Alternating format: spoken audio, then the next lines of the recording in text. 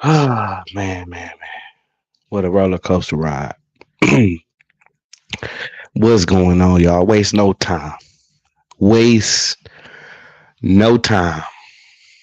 What's going on, y'all? I'm back, man. I'm back. Um, been a while. My voice is gone. Been a while, man. Been a while, man. Since I've been on here dealing with codes, shit like that, man. Not having a voice. And then lose my voice again. Wow. What a season. What a season. What a season. What a season. Your boy is back. And what better time to be back? What better time to be back on this platform? What better time to be back making videos? What better time to do this? What better time to do this than to watch this team achieve what they just achieved? What they just achieved, man. And all year, man, it's been a roller coaster fucking ride. It's been a roller coaster ride, man. To have all the hope at the beginning of the year and believe that Jordan Love can do enough to get us where we are now. And to see in preseason that Jordan was able to do this. KH with no Pro Bowl picks. All snubbed. Jay Reed snubbed. Jordan Love snubbed. Snubbed out the playoffs. I mean, out the Pro Bowl. Elton Jenkins snubbed. Zach Tom snubbed out the playoffs. I mean, out the Pro Bowl. Let me get that right. We in the playoffs. Fuck, I'm talking about. Wicks. Incredible, man. Incredible to watch a team evolve during the season. Give Jordan Love his flowers. Give that man his flowers. Give that man his flowers. Jordan Love. Jordan Love, man. The future. The future. And I said this. I said it when he was drafted. He ain't Mahomes yet. He ain't Rodgers yet. And they kept, they like to compare people. They like to say, you're this type of quarterback. You're that type of quarterback. Let the man play. What does he become? He could be better. He can be better. Don't compare him to nobody. Let him be Jordan Love. And I didn't know nothing about this guy when he came out. I don't watch Utah State football. If you ain't from the big schools, I don't really watch you, but that ain't my job. That's for the scouts to do. My throat is gone. My voice is gone. But before this season, I predicted it. I said Jordan Love can be a 30-plus touchdown quarterback. 10, 11. Go back to my videos. Go back to my video. My first video this season, prediction of what Jordan Love was going to be. I said 30-something touchdowns. Because of what I seen from players like Wicks and what I knew he he could be in the right system. So hats off to Jordan Love. He deserves all the credit. He deserves all the praise. He is out of Rodgers' shadow. He is stepping into his own. Don't get me wrong. Every year might not pan out like this, but he deserves his bag.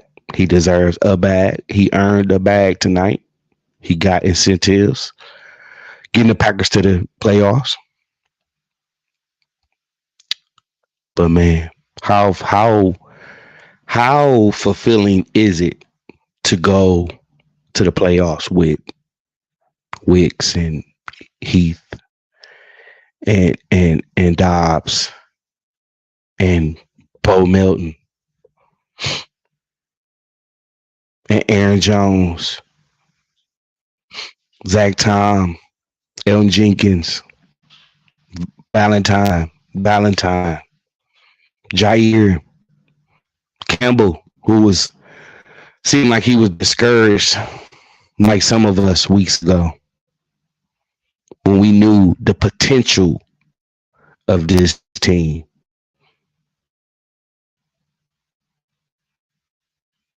Some people were saying we were a 12-win team. Some people were saying we were right outside the playoffs. Some people were saying we were a team that could make the playoffs, but needed Jordan to be what he is now. This is historic. This is something in Packers history, man. This is an unbelievable season. And to see the evolution of not only Jordan, but the offensive line.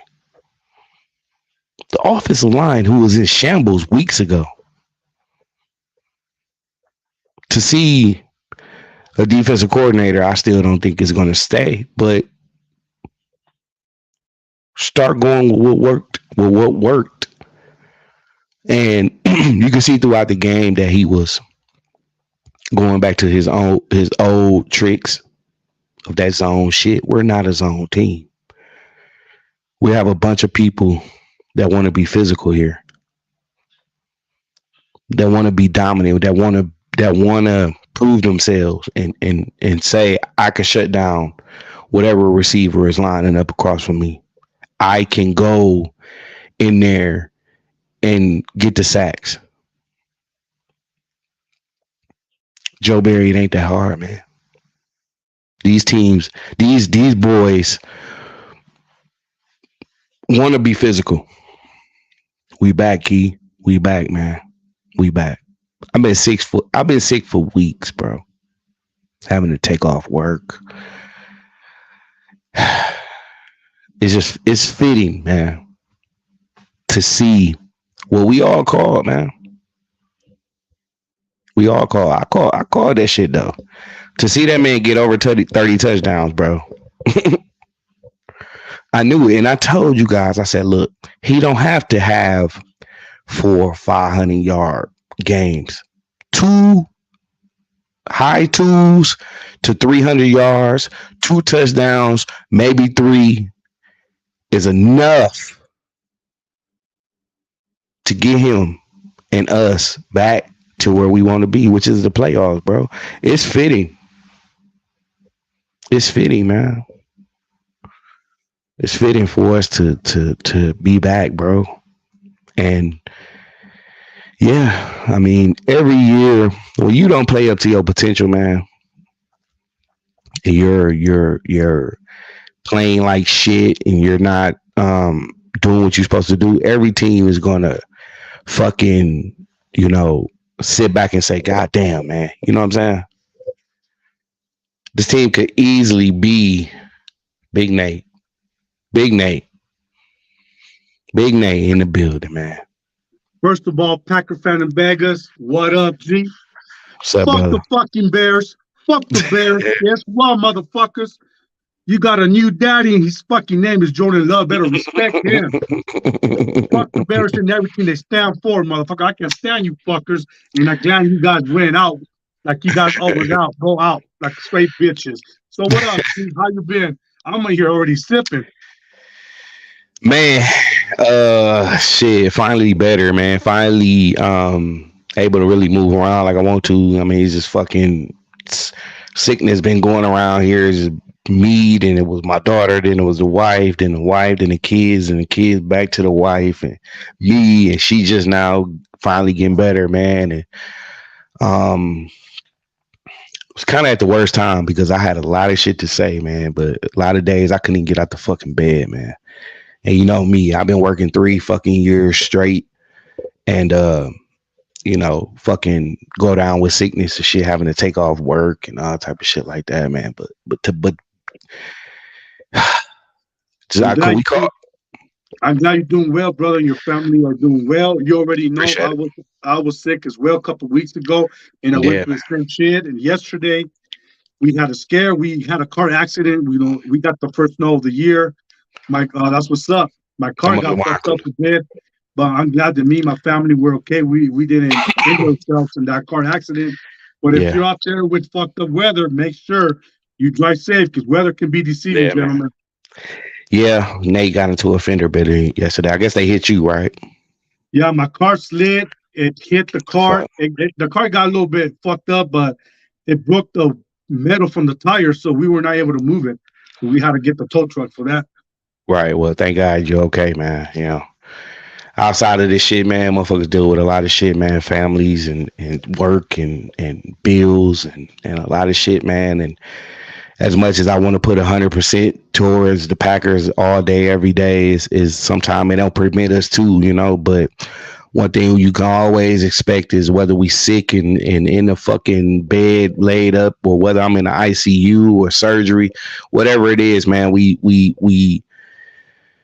tuning in and we paying attention to what this team do, and like I said before, shit happens, man. When at a point in this season, I was ready to throw in the towel, and I'm just like, fucking LaFleur couldn't get right, and fucking Barry couldn't get right, and we were ready to just fucking throw in the towel, man. We were ready to say, we ain't ready.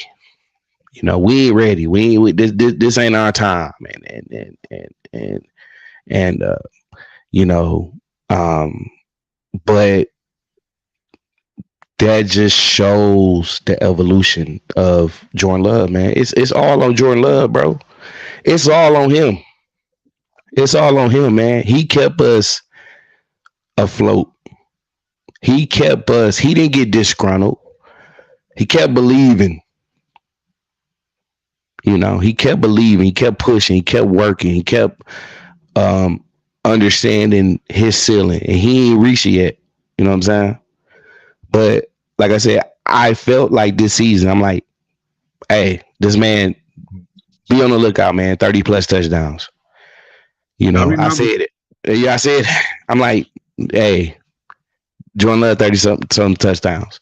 And people like, that's that, you putting too much expectations. You putting too much too much on his shoulders. That's how I felt, bro. I felt like, okay, double digit interceptions, which he did hit. But I felt like with the number of weapons we have, hats off to Jay Reed. Jay Reed, the fucking MVP of the wide receiver crew. Jay Reed, right now, I could say possibly our best wide receiver. But then you got Bo coming. Bo. Don't forget about Dontavius Wicks, 2 touchdowns today. What was we talking about in preseason? Who was we talking about? Heath and Wicks going at it.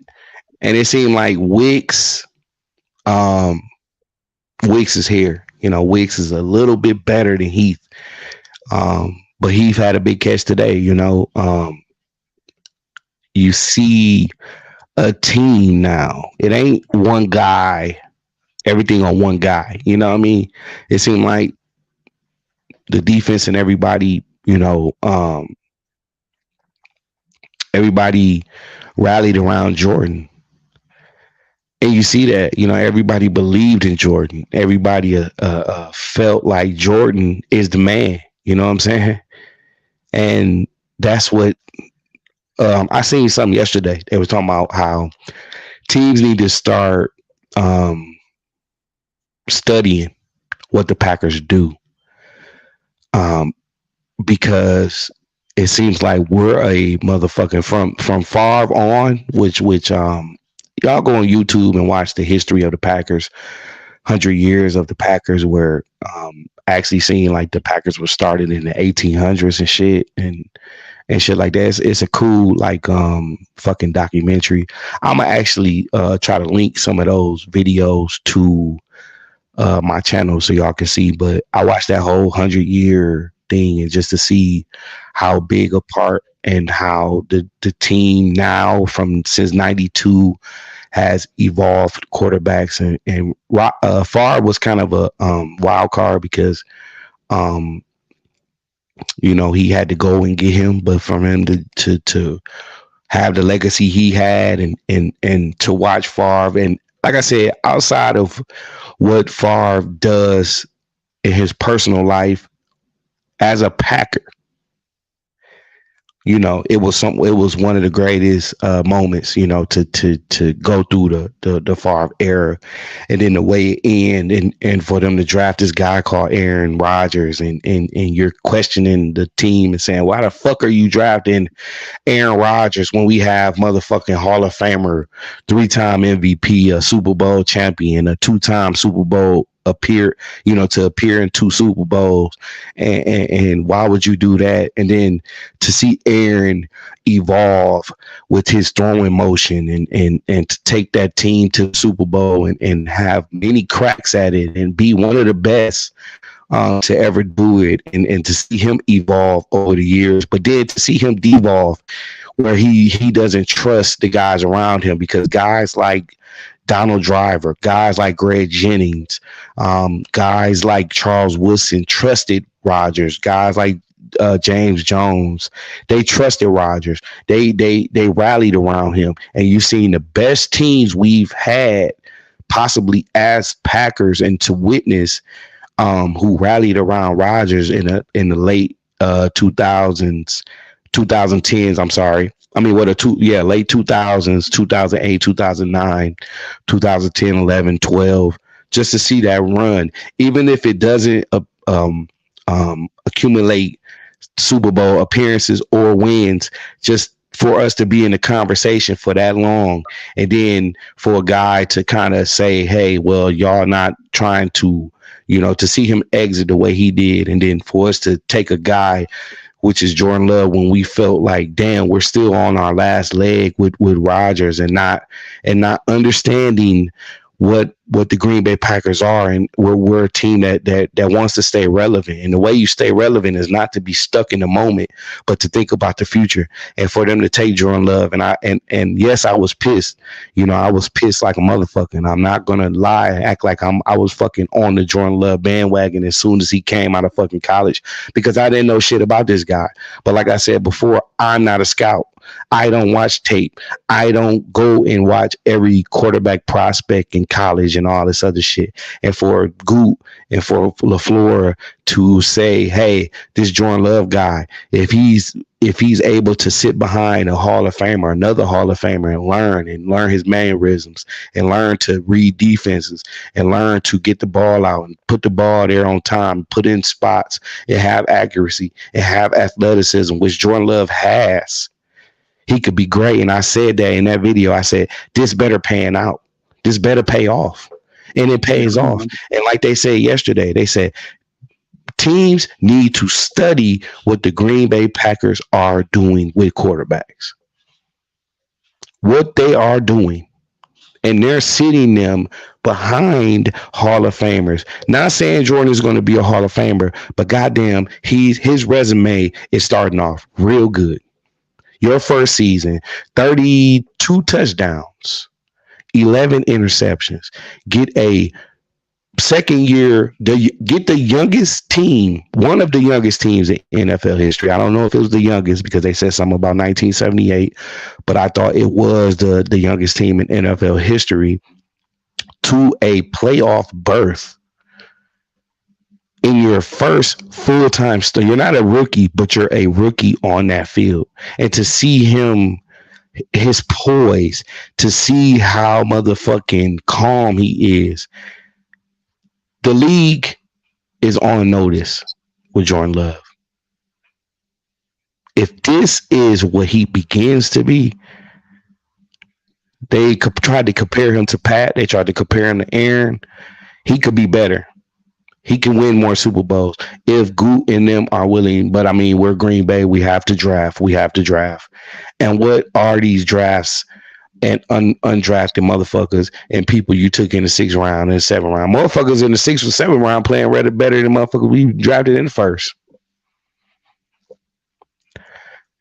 I will not utter a bad word about Goot.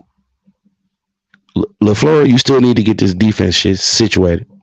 If you get a motherfucking top 5, a coordinator that could come in with this amount of talent, Van Ness got a sack today, looked solid today, didn't get as much playing time as I wanted him to get. He looks good. Gary had key plays. Key plays ain't always a sack. Key plays is hurries, pressures. Kenny Clark, pressures and hurries and shit like that. It ain't always got to be. If you got a motherfucking quarterback shuffling back there and rushing him to get the ball out and you know, because passing is about timing. You know what I mean? You got to drop back. It's about timing. It's about all that. When Packers are making a lot of teams go off the script, so be it. You know what I mean? But to see the evolution of Tucker motherfucking Crafts, Musgrave, Sims, Reed, Heath. Now you got Bo Melton. Don't know what's up with Christian Watson. He need to get. We are a better offense with him on the field, and I can accept that. We are different offense. I don't know what it is about soft tissue with him. Something with his hamstrings or something is bothering him. I don't know if it's the weight room. I don't know if it's conditioning. We need to get a better conditioning coach and staff in Green Bay, because no way he should be out as many weeks as he is when fucking Musgrave had a lacerated kidney and he's on the field before he is. But what a ride, man. What a ride. What a great day to be a Packers fan. Yeah, we're not the number 1 seed. Yeah, we're not, we don't have home field advantage, but we're dangerous.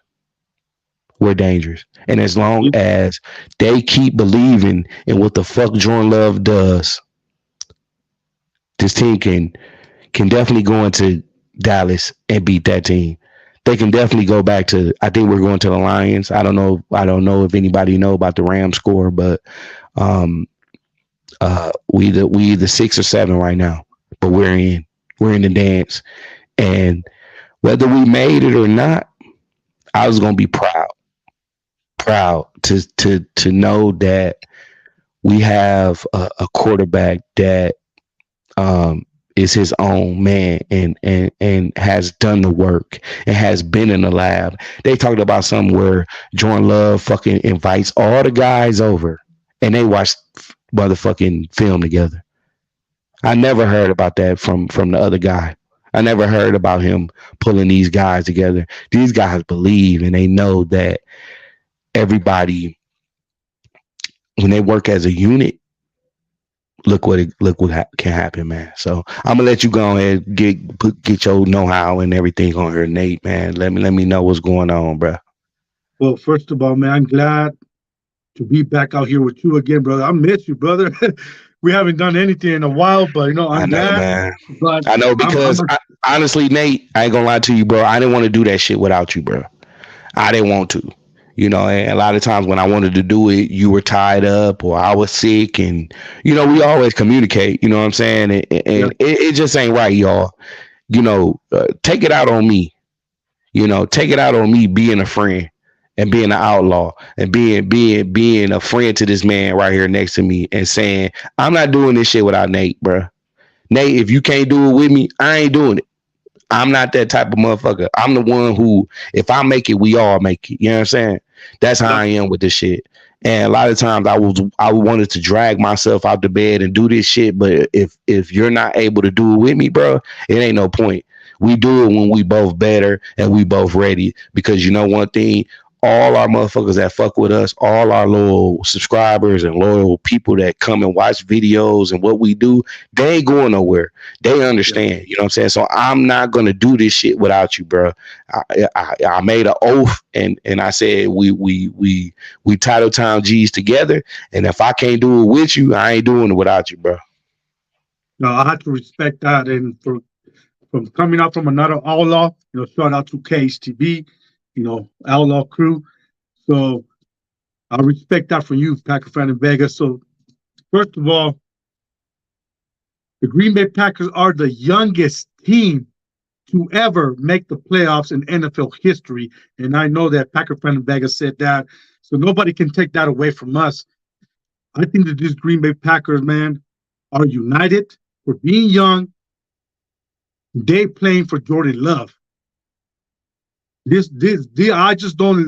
don't see this group being divided because the way they've been playing, we got a lot of fucking talent. Rookies are fucking taking care of business. Without Romeo Doubs, who went out with the chest injury, without Watson, we got Malik Heath. We got fucking Dontavius Wicks. Now we got Bo Melton, who's been cut, signed. Now the Green Bay Packers, I bet you're like, we're not cutting this fucker. And I hope he makes the team. I made a video, which I'm going to post it afterwards. But I honestly feel that this Green Bay team can be dangerous. And it doesn't matter if they're in the 7th seed, because we have seen the number 1 seeds and the number 2 seeds get eliminated like that. So it doesn't really matter what your seeding is. But can we be looking at history repeating itself from 2010? We were at the 6th seed before they brought the number 7 seed. We were the 6th seed. And we made noise. We made noise. That was a hell of a team, though, Nate. That flipped the switch that first game. Because that first game against Philly was a tight game, and it seemed like after that game, once they got that hump off their back and they got that first game, listen, to me, we've been a better road team. We've been a better road team all season. Look at this hater right here, Vandale Whitelow. Y'all going to lose. Hold on, Nate, before you go in on this motherfucker. I work with this motherfucker, right? So I've been seeing this motherfucker for 4 months now. He been talking big shit about us. He's a Viking fan. He from Minnesota, and just talking big shit. They beat us early in the season. Yeah, we beat y'all. What's y'all record? And da, da, da, da. And I told him we're worried about the future. We're worried about ascending. That's what you're not a Packer fan, so you don't know what we've been doing for 30 years almost, you know what I'm saying, for 3 decades. Damn near for to be 3 decades once Jordan. But you got to be worried, bro. You got to be worried about this team. You got to be worried and say, God damn, the Packers done did it again. They done fucking did. How the fuck do they do that? And like I told them, Minnesota, ain't nothing wrong with signing Kirk Cousins back. Is Kirk Cousins gonna get you to a Super Bowl? Hell no. But you gotta watch an organization from the smallest motherfucking market. I think in sports, I don't think there's no market smaller than the Green Bay Packers. The Green Bay Packers are possibly the greatest fucking organization in sports because they've survived over 100 years. Small ass motherfucking town. To become one of the most dominant franchises, and yeah, we got 4 Super Bowls, we got 13 in NFL titles, the most championships in of any organization or sports. You could put it whoever, the Yankees, you could put the Bulls, you could say the Golden State, whatever. A little town in Green Bay that when you go there, as soon as you cross into Green Bay, the fucking street signs, everything is Green Bay. From a little town where houses are directly across the street from this motherfucker. I mean, I'm looking at houses like, how the fuck? You know what I mean? Like this is a football town. And like Roger Goodell said, if y'all watch this documentary about the 100 years of the Green Bay Packers, and he said the league is not the league without the Green Bay Packers, bro.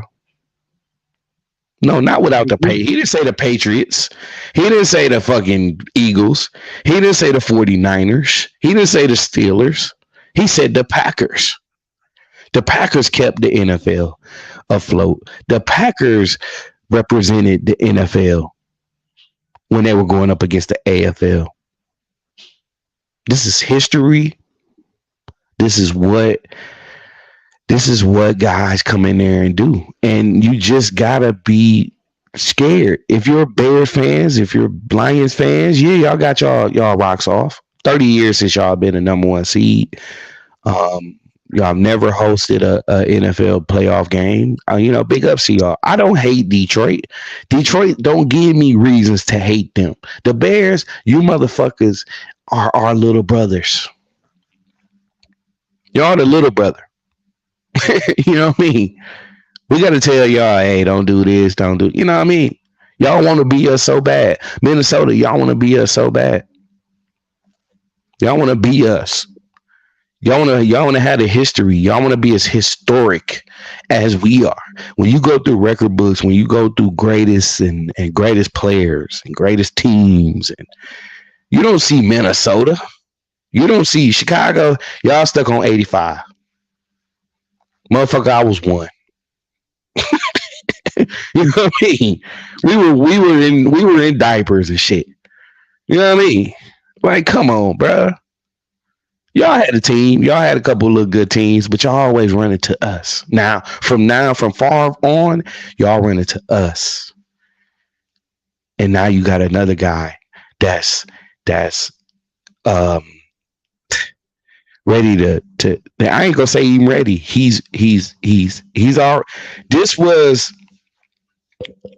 a greater victory for Jordan than anybody else in that locker room.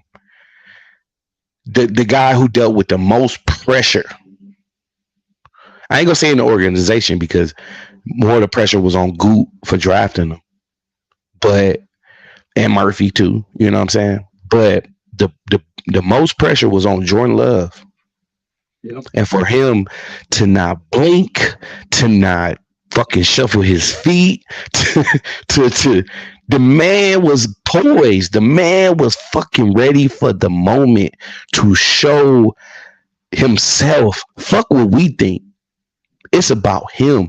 The inner demons you have to deal with every day. You get up and go to work. And being compared to another guy. And one thing Roger said, and I'm gonna tell you, I don't like how he exited. I don't like the shit. He tried to hold up our progress. But he said one thing. Jordan couldn't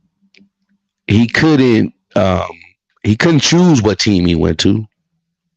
You know what I'm saying? But he landed in Green Bay. We didn't get CJ Stroud. We didn't get, CJ Stroud. Congratulations to him. Rookie quarterback, man, made the playoffs. What's his name in Indianapolis? I think if he would have stayed healthy, they would have got to the playoffs. I forgot his name, who he drafted, but he got injured in the end of his season. Yeah. Chat, y'all help me out, man, with who I forgot his name, man, but I think he would have helped the coach. This is his story, man. To watch these young guys in the league come in and take over, man. It's a young man's league now, man. And to not say we won't or will have one of the most dominant wide receiver cores. I've never seen that. I've never since I've been watching Green Bay football. When I really paid attention was probably 88, when I was about 4 or 5 years old. And I remember the San Francisco 49ers watching those Super Bowls. Because you lose memories. You know what I'm saying? The older you get, the less you remember. You know what I'm saying? But I remember Jerry Rice and shit. You know, Van Dale, the same motherfucker, said Randy Moss better than Jerry Rice. You know what I mean? Like, come on, bro. You know what I'm saying? Like, he say dumb shit every day at work, and I'm just tired of it. Some words. I got some words for him. If you, whenever you're done, Vegas, I got. Yeah, I got you, man. I'm just trying to get this shit on my chest, man. I'm gonna let you have the floor, man. You can say whatever you want. You can bash, whatever. And you know, y'all got to understand our frustrations, man. If you're not a true Packer fan, you're not a true sports fan of any team, you're not going to be disgruntled. You're not going to care if they lose. You're not going to care if they win. You're not going to celebrate when you might be one of those motherfuckers.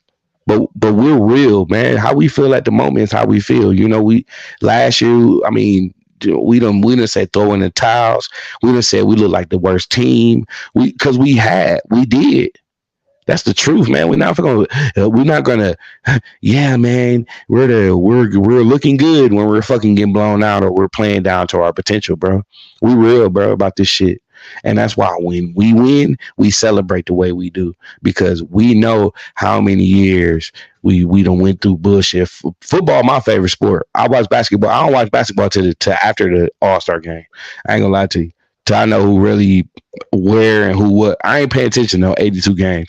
This shit is 17 games now. This shit is win and you're out. 6-7 months. You gotta wait 6-7 months for. You gotta wait till the draft when the season starts back, and then you gotta wait for preseason and all that. That's 6-7 more months of your life. Everybody is serious about football, man, and if we come on here, y'all some motherfuckers don't know when y'all want to be Packer fans. Y'all motherfuckers wear bags of y'all heads, and y'all motherfuckers will say we the worst team. Listen, man, if you're not a team that is fucking real with yourselves, you'll never get back to the promised land. If you don't say my motherfucking quarterback suck, you'll keep letting that motherfucker play. You don't be real and say that's what's great about sports. You gotta, and organizations, when organizations are willing to make the tough calls and say, fuck this motherfucker, he ain't doing what he's supposed to do, he gotta go. That's when you bring up the next motherfucker. So I'm proud of this team, man. Win, lose, or draw today, I was gonna come over here still and say, and I told Nate that, man, I'm finally feeling better and shit, and he was gonna able to join me. And I was gonna say, what Jordan is showing us is that he's gonna do nothing but get better, bro. So I'm happy, man. I'm happy to win, lose, or draw next week. We're in the dance. Anything can happen. It's just about who's hot at the right time. A lot of teams like to rest people. Detroit played their people today. Dallas played today, so they're still going to be warm from today. But we got to just come in there and keep handling business, man, and keep doing what we've been doing, man. And that's playing great under Jordan Love, man. No, I agree, Packer fan in Vegas. You couldn't say any better than that. But Vendell Whitelow, I'm just gonna give it to you like this. But hold on, let me take a sip because I'm gonna let you have it.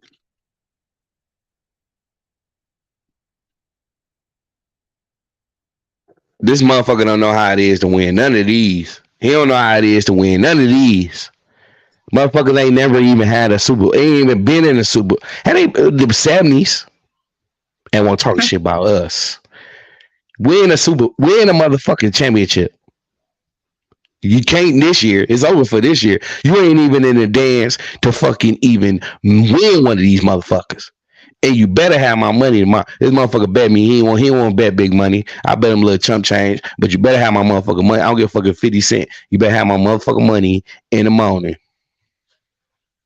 Motherfucker. You heard in the morning, motherfucker. So in the morning. Vendell Whitelow, I'm going to tell you like this.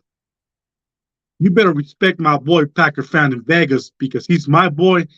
He's family. Family, motherfucker. Every time you see him in the morning, you better salute him. He represents the Packers harder than you ever represent your fucking sorry ass Vikings. Motherfucker, thanks to the Green Bay Packers, the fucking sorry ass Vikings, they exist in the fucking NFL. Second of all, you better go pull your fucking skirt and go blow on that fucking horn because that's what the fucking Vikings they're good at, motherfucker. Skull. All you fucking skull bullshit. You know how gay that shit looks? Hey, I told You that chose the motherfucker. wrong side, homeboy. Hey, I told that motherfucker he wasn't even gonna beat Detroit this year. Oh, we gonna beat him, motherfucker. You can't even beat Detroit, motherfucker. Don't You worry guys about us. can't even beat Detroit. And third of all, you motherfucking Viking fans can never say that you guys have back-to-back Hall of Famers and maybe a third one. Your team can't say that. You motherfuckers have had a fucking great quarterback since maybe I can say Brett Favre before he retired. But he didn't get shit done for you guys. Right. Nothing. Well, who was it? Culpepper got him to the NFC Championship and they lost. Culpepper, he was garbage. He just got lucky. Yeah, he was lucky too. Ponder, he. I mean, they had Chris Carter. You know, they had Randy Moss and shit at that time, and they whooped our ass. You know what I'm saying? They whooped our ass, but you motherfuckers lost. You ain't make it to the Super Bowl. You still ain't make it to a fucking Super Bowl. You didn't talk to me, bro. Never. Everybody at work tell this man, y'all motherfuckers ain't even sniffed a Super Bowl. You guys don't even know how to. You motherfuckers don't even know how to lift the Vince Lombardi trophy, motherfucker. You don't want to lift it for fucking cheap change. They don't even got no motherfucking case there. Like they don't got no trophy case. Ain't one. Ain't none. The only shit they got on the case is a fucking skirt and a motherfucking horn. That's about it. Skull. Get y'all skull asses up out of here, man. You know what, Vegas? I feel proud to be part of these Green Bay Packers, to represent the team the same way you do. We represent the same flag, the same logo, and to all you fans out there, Jordan Love proved Big Nate wrong, and I'm not ashamed to say it. Why? Because when Jordan Love fucking got drafted, I was fucking pissed off, just like Packer fan in Vegas. And you remember when that pick, we weren't happy about it. But you know what? Before the season started, I had to change the heart. Vegas had to change the heart. Even Vegas said on that video, "This shit better fucking pay off." I had to change the heart. You know what? He is my quarterback. I was wrong, and I'm not ashamed to say it. I think that Jordan Love is the beginning of something special in Green Bay. Everybody's playing for him. And even doesn't matter how the postseason ends, even if we go and play the wild card game and let's say we lose, at least I know that this year was an evaluation year for this team to see where they're at with fucking Jordan Love. And honestly, I'm confident and I feel a lot better than when I felt a few years ago when he got drafted. I know that this team, if they can't pull it off this year, next year coming, the NFL better watch the fuck out. Because this young team is coming. And when they come, it's coming hard.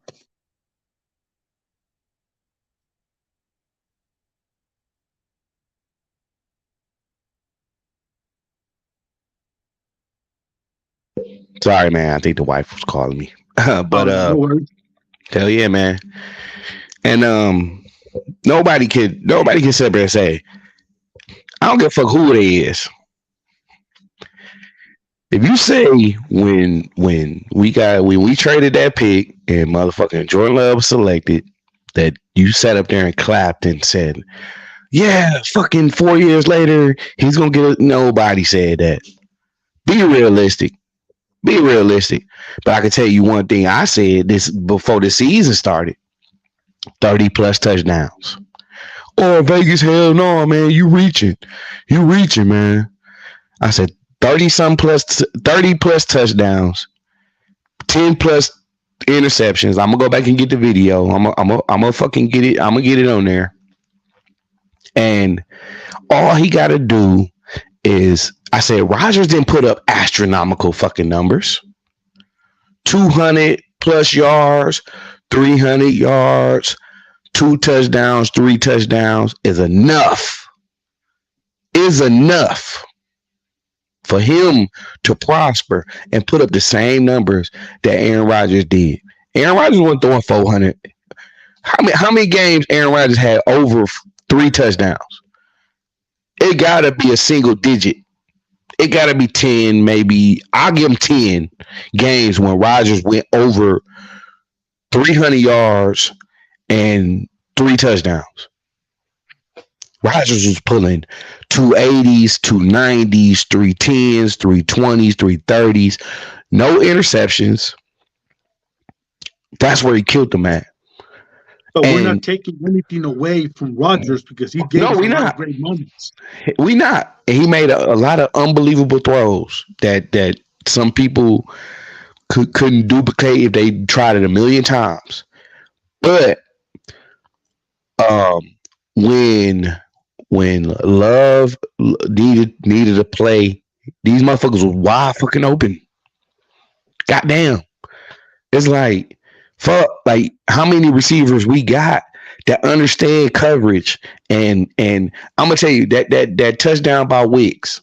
Let's talk about the game. Let's just get out the praise and all that, because a lot of motherfuckers need praise. Let's talk about that play by Wicks. Wicks was going on a slant, and Tony Romo said it best. Normally, a young guy, a rookie, would know, okay, the play is called. You're in the huddle. It's a slant, right? But motherfucking Wicks, you could see on the play, he went up, he sat down a little bit on the play. So I run up, but then I sit down on it. I catch the ball, and then I get the yards after the catch. I use my physicality, I use my size, I use my muscle, I use my strength, and pull that motherfucker in the end zone. Shit we seeing from these young motherfuckers is shit that veterans and guys been in the league 5, 6, 7, 8 motherfucking years do. If you look at that motherfucking play by Reed to get behind that motherfucking DB, he came and you seen he stopped and he burst and he got right behind him. It's like you turn on the Jets. Okay, boom. And then you catch the ball, the motherfucker had 50, 30 some yards. Shit you seeing from these motherfuckers is unbelievable. The hands, the body control, the dragging the feet. It was crazy. It's like, what the fuck? And just understand how valuable Aaron Jones is. Fuck the price tag. You got to keep the man next year. You cannot let him go. You cannot. I understand him getting hurt. This team is a different team when he plays, and he played damn near the whole game. And he would get chunks when he needed it, but he kept this defense honest. And that's hard to duplicate. I know it comes like they say, running back is fucking easy to come by. Some of that shit Aaron Jones do in this offense is not easy to come by. You know what I'm saying? Yep. Nah.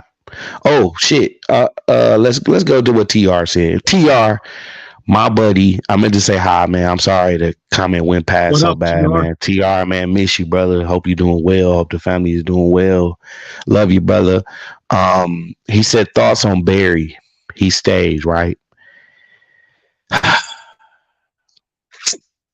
Barry, to me, is one of them coordinators that gets in his own way.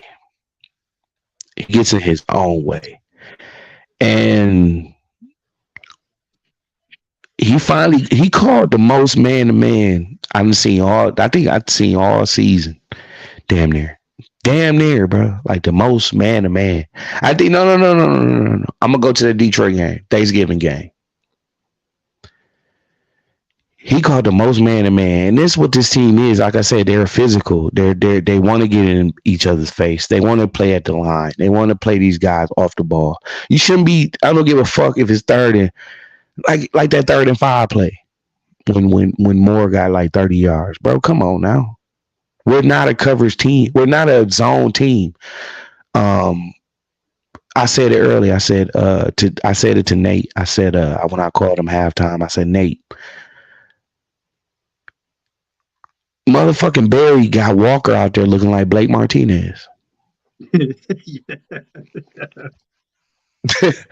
He got Quay Walker out there looking like Blake Martinez. Why? Because you got Quay trying to chase down wide receivers and shit. And when you're in when with the Packers, I've seen this whole season playing zone, their eyes are too much in the backfield. They're watching whatever quarterback is back there doing. And that's how fucking Tampa Bay shredded us. Baker fucking Mayfield shredded us because Campbell and Quay their fucking eyes are in the backfield. They're not on the fucking assignment or the zone or where you need to be lined up. I want a motherfucking defense that understands the player. I'm not saying Barry is bad, but I feel like Barry needs help, bro. He needs somebody. He can't be the main guy. Like he understands where to line people up, and I think he understands what talent is, but fuck, man. I mean, it's tough, bro. I mean, if you could say like a motherfucker that's hot right now in the league is available, you can't pass him up, man. You can't pass him up because regardless of what the score is at the end of the day, whether it's a win or a loss, or you make the playoffs or whatnot, you still have to have the best on the field because LaFleur look like he's gonna be here until 2025. He's gonna be here another couple seasons because he did flip a switch too. But that fucking defense, bro, they shouldn't even score today. If you stayed in man the whole game, they wouldn't even score, bro. They wouldn't even score because you would have had too much pressure. So you seen Barry with that relaxed ass shit, get relaxed, and then they hit us for chunk plays. You gotta go with what works, bro. If you see something that's working, good, stay with it. Why are you reverting back to the shit you do wrong? So yes, I still say we upgrade at defensive coordinator. I would like to see us upgrade because we have too much talent that I mean, we should, no way Gary shouldn't be a double-digit sack guy. Clark almost a double-digit sack guy. When you got coordinators around the league, Quinn with the Cowboys, and these motherfuckers having double-digit interception seasons and shit. Not only sacks, you have to, man. You got to move on from him, bro. And he ride out whatever happens this year. You got to ride him. I didn't feel like, okay, let's fire him. I felt like we should have fired him, but I'm like, I kind of understand what LaFleur is saying. The system is already there. It's hard to just let somebody or upgrade somebody unless you're just out. Like if you give up on the season, then you fire every motherfucking body. But if you feel like you still have a chance and you don't want to change up the what's going on at the moment, then you don't fire somebody. So I understand what LaFleur was doing. Okay, let's play this out, guys. Let's not overreact by one game and a loss or whatever, or win, whatever. Because even when we won against Carolina, I was like, shit, Barry, you got bailed out again. We only gave that game away. Can't keep bailing them out. You can't. Like tonight, he was bailed out again. He was bailed out again, and Justin Fields just ain't that guy, man. He ain't that guy. But again, it's the Chicago Bears. They'll end up keeping him.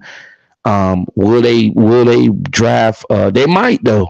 Tonight they might draft a Caleb or Drake May or Drew May or whatever fuck their name is. Or they might take a chance. Why not though? If I was the Chicago Bears, yes, I would. You know what I mean? Because Justin Fields is just not it, bro. He's too little. He's not it, bro. He doesn't have that poise like that big boy back there, Jordan Love, dude. The Chicago Bears are fucking cursed.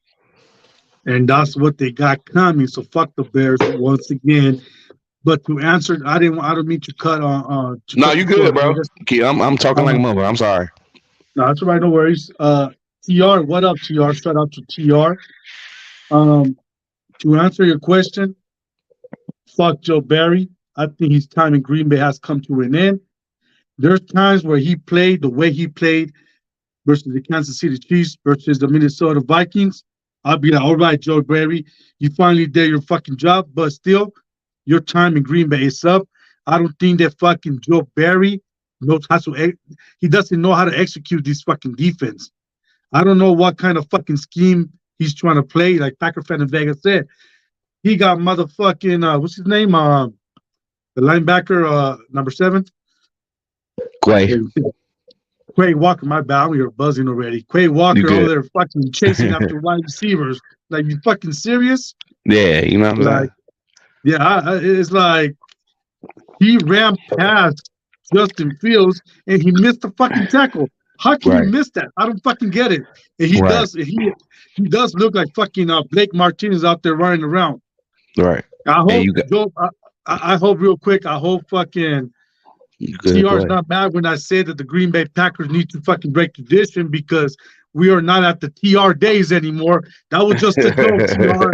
So I hope you're not mad at that. Yeah, man, we ain't, man. You got to break tradition, man. But I understood what LaFleur was doing. I understood that you just can't make those type of decisions on the fly, and if we was 3-9 or something, then you clear house. You know, I understand that. You know what I'm saying? But when you still have 3-4 games to go and a chance to still make the playoffs, I understand. I understand, because who could come in there and just replace them? You're wishing and hoping that somebody could come in 3 weeks, 4 weeks, you know what I'm saying? So I understood that. But his time and his tenure is up to me. He's just not that guy, man. He just no way Jair shouldn't be shutting down he could shut down any motherfucking wide receiver in this league. Any one of them. Line anybody up. Justin, you can line Devontae Moore, whoever you want to line up against this guy, and he's going to shut them the fuck down. So why isn't he playing man-to-man? Hey, Jair, this is me before the game. Jair, Moore, I don't want to hear shit. I don't give a fuck what he did last week. I don't give a fuck what he did the week before. He's playing you. He's playing you. You know what, Vegas? Like you said right now, why replace a defensive coordinator when half of the season's already over with? You know, like, might as well just play it out. But I want to mention something about Jair Alexander, because there are a lot of Packer fans that when he went and did that, we need to get rid of him, man. Yeah, fuck out of here. Fuck that shit. Jair Alexander, when he's healthy, he is one of the best fucking shutdown corners in the NFL. Yes, he hasn't produced this year because of injuries, but how are you willing to give up a vital piece to this fucking defense just because some of the corners they're fucking coming out of the practice squad, they're playing okay? Right. Like, come on. Come on, man. It's excuses, bro.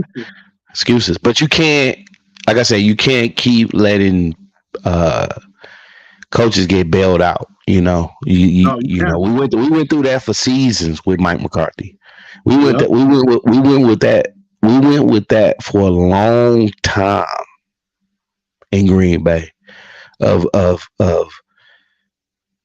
coaches getting bailed out. You know, you can't keep letting your quarterback bail, and Jordan can't be that savior every week. You can't do that. Games are going to come down to this, especially division games. This was typical Green Bay Packer, Chicago Bears football. And some people saying, oh, fucking 34 this, and the over under was 45. I said bet the under. I need to start being a motherfucking prop better. I knew this shit wasn't getting to no 45. Could we have scored 45? I mean 30, 35? Yes, we could have. Could the Bears with a competent fucking quarterback score more on this team? Yes, they could have. Yes, they could have. Because you got a fucking incompetent defensive coordinator.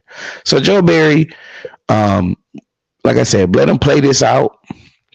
But LaFleur, you got to move on, bro. And you got to get a fucking real defensive minded coach, a guy that eats, sleeps, shits defense. And I know you said Charles Woodson. I don't know how much experience he has being a coach. A position coach. Yeah, a guy like Al Harris was brought up. He has experience being under a defense. But that's all. That's one of our strengths, and cornerbacks and safeties dictate what the defensive line is doing. When we shut down corners, we get pressure, we get sacks. That helps Gary. That helps motherfucker like Preston and all that. You know what I'm saying? But we have to hold on once. Somebody at my door. Oh, FedEx. We have to be willing to get that next man up before somebody else gets him. We let that one guy go. I don't know his name. He's in Carolina. Yeah, I seen that on the. Yeah, he was actually in our system. He was actually a guy that we could have kept, and we let him go, man. Sometimes we let these guys go. And a guy like Getsy, Getsy was doing his thing with Chicago for some weeks, man. He actually made them get on that little run that was going on. And you just think like, okay, damn, you don't let guys like that go, and you're able to pay them. I watched one thing on a fucking I watched when I was watching that Packers history thing. We motherfucking had Andy Reid, and we had motherfucking what's his name? We had Steve Mary. Yeah, we had Steve Mariucci. And we had Chucky. Yeah, we had Chucky. I can't think of his name. On the same, everybody knows him. Yeah, he was Tampa Bay's coach. Won the Super Bowl. Andy Reid won the Super Bowl. Doug Peterson won the Super Bowl. Mariucci, did he win the Super Bowl? No, he didn't. But I know that Andy Reid was with the Green Bay Packers when he was young. Yeah, right. We had one of the best fucking coaches staffs ever, and a lot of those guys left. A lot of those guys, and then Holmgren left for the GM coach. Seattle, right? And you think, what if we would have kept an Andy Reid, or we would have kept a motherfucker Mariucci or whatever? So a lot of times, man, it's the NFL though. Money talks, systems, situations talk, and where they want to be. But you got to get Getsy. What's not Getsy? What's our motherfucking offensive coordinator name? You got to get him up out of there. You can't have no O-line coach as no offensive coordinator. You can't have this motherfucking Joe Barry. I don't know shit about his staff. Pasaccia should be more. Pasaccia might leave and be a coach somewhere. I heard names like Ron Rivera, but I don't know how many head coaches are willing to demote themselves to be defensive coordinators. But you know what, Packer fan in Vegas? You know how you said, like, it depends how much experience they got as coaching. Sometimes, right. And I said earlier today when we were talking, what about Charles Woodson? I don't care if he doesn't got no coaching experience. Right. But he did have experience play at that position. True. And I think that Charles Woodson, Al Harris, somebody that spent a lot of time in Green Bay, and I believe he coached Kansas City Chiefs. Yeah, I seen Leroy Butler. And the Cowboys as the defensive coordinator. Players like that, doesn't matter if they don't got the coaching experience, but right. They can change the culture. They can change the how can I say? They can change the dynamics in Green Bay, right? Because they play at that position. It's not always going to be nice and dandy. It's always going to be greener on the other side of the wall. But right. When you bring a player that knows the dynamics, defense, he can teach something good in Green Bay. Right. And yeah, I seen like Leroy Butler bring it Leroy brought Butler. up. Yeah, I mean, I feel like people who actually play the game are sometimes the guys that especially when they played at a high level, like Al Harris, like Charles Woodson, um, Leroy Butler. Guys who uh played lined up. So hell yeah, man. I mean, you have to at least look. You can't bring that guy back, man. You can't, because again, we're gonna have to be that team that's gonna have to be in a shootout every week, and you don't want that. You want to give, if you give them as much, you need to learn from your mistakes Yep. and how many years you fucked up under Rodgers. No way that man should have just one Super Bowl appearance. That's all an indictment on the defense, because a lot of times he did do enough to win games. He did do enough to solidify um, um, his talent. So you can't just always fucking rely on points being scored. Sometimes you gotta just shut motherfuckers down. I don't give a fuck if you win 3-0. I remember seeing some of those Baltimore Raven games. The motherfuckers only winning 9-0, 6-3, Yep. 13-3. The defense was that dominant. They didn't have to have, I think was it the 2000 Ravens? They weren't blowing motherfuckers out. They had Yep. Shannon Sharp and shit. You know what I'm saying? They had some good games and shit, but they didn't have to. So, and that's what you got to do, man. If you got to poach, you got to poach. Go see who look at some of these defenses and say who want to go or who in these positions. I felt like a guy like before he passed or whatever, like Kevin Green. You remember bringing Kevin Green in? Kevin Green. And yeah, and him working. Linebackers coach. Yeah, he was a linebacker coach and fucking took Clay to the ultimate high. You know what I'm saying? So, to go from a Super Bowl and then the next year to go 15-1 and then just get fucking ran over. Like, come on now. It's like you can't keep letting these teams get bailed out. We seen it. We seen a 15-1 team score damn near the most points in NFL history, blowing motherfuckers out. You know what I'm saying? But when it mattered most, defense won the game. Because anytime you lose, defense won the game. Exactly. We need to put the offense on we would put more emphasis on the defense. We put too much stock in the defense for us to be not like top 5. We put 8 first rounders on the defense. See what I'm saying? So come on now. Let's see this play out. Hopefully, he calls up some of the best. Next week he calls up his best game. That's when you have to turn it up. You got to turn it up now. And we'll see. No, that's true, Packer fan in Vegas. And I'm gonna say like this. The Green Bay Packers are going to the wild card game, whether you have to consider that a playoff game or not. Today was a playoff game, whether we want to call it that way or not. It was a playoff game today. You win, you get in. But the Green Bay Packers hold their own destiny. How far are you willing to go into the playoffs? I feel that the Green Bay Packers hold their own destiny. But whatever you did on the regular season, that's just behind us. Joe Barry, I'm calling you out. Are you gonna continue to run the same fucking scheme over and over? Or are you going to try to change it up and try to put your fucking players in the right spot and not have fucking Quay Walker running with like a chicken with no head after a wide receiver?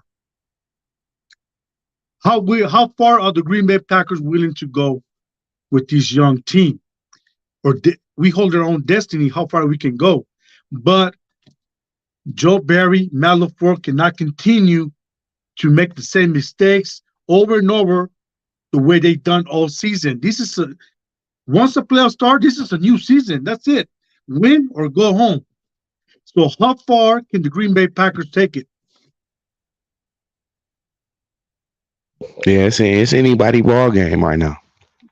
Records and home field advantage and all that shit don't matter. It don't matter. It don't matter if you ain't been in the playoffs in 30 years. It don't it don't matter if you're the number one seed. It don't matter what your record is. It's a neutral playing field. And 4 games. I remember one thing that 2010 season that they all reached 4 quarters, 4 games, and you're champions. You win every quarter. Don't think about next week or nothing like that. You win every quarter. They score 7, you score 10 or 8. They score 7, you score 9. That's what it's about. Or you shut them out, you score 7. That's what it's about, man. And that's why I said today. I said first quarter, we were bullshitting. You know what I'm saying? We could have got 3-0. They was up 3-0. I said win the next quarter. We won the next quarter, 7-3.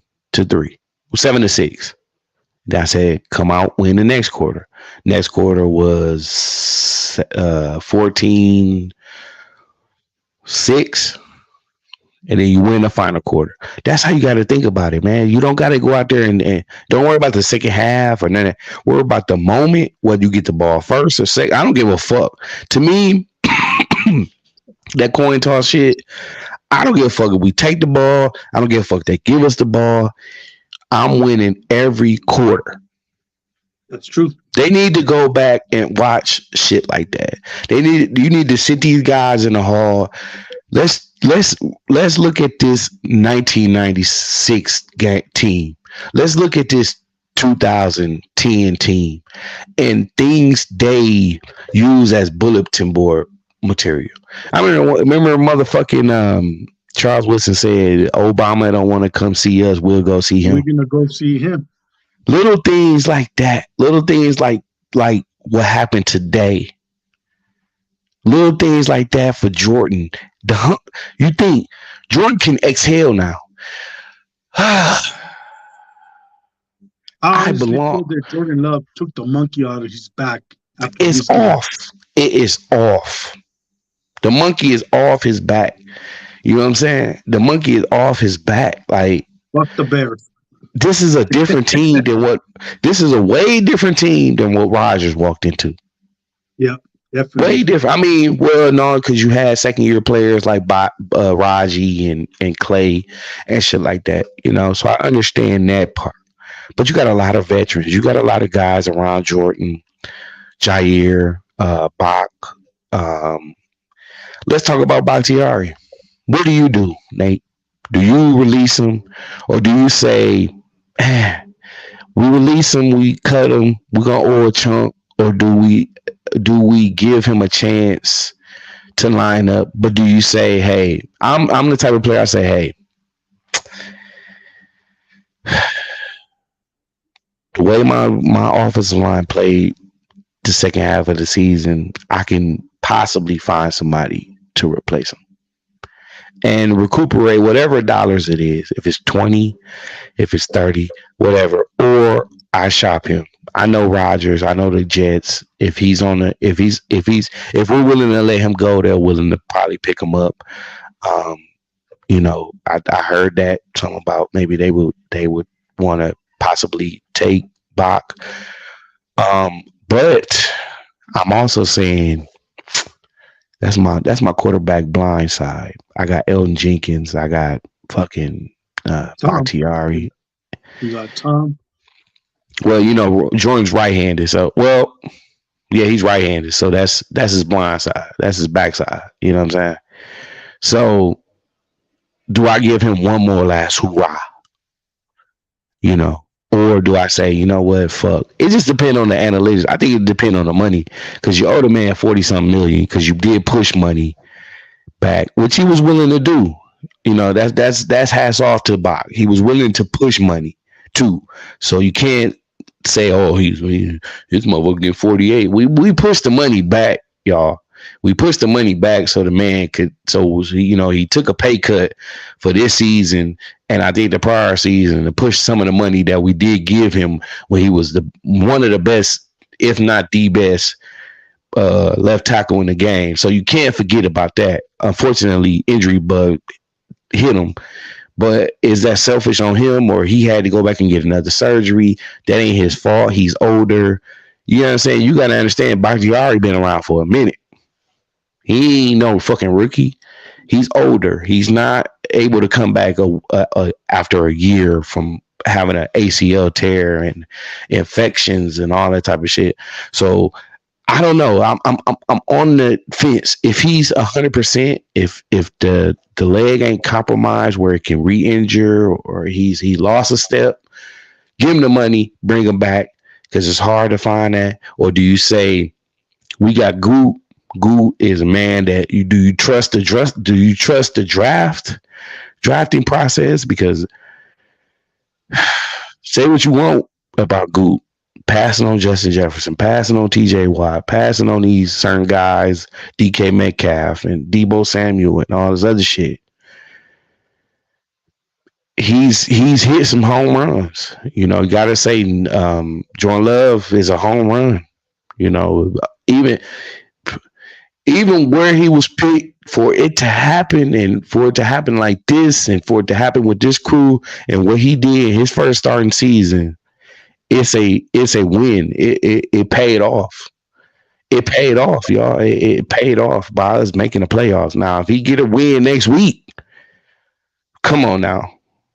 I mean, I understand. Yes, motherfucker like Thompson won a Super Bowl and multiple new NFC Championship appearances and shit like that. But for what he picked and where he picked and releasing guys and bringing guys on the practice squad and finding diamonds in the rough like Bo Melton and signing guys like Wicks and Heath and Wilson. Wilson didn't get playing time like he would, and people like Aaron Jones, and Green Bay is homegrown, y'all. Ain't none of these guys free agents and motherfuckers from free agency other than Campbell.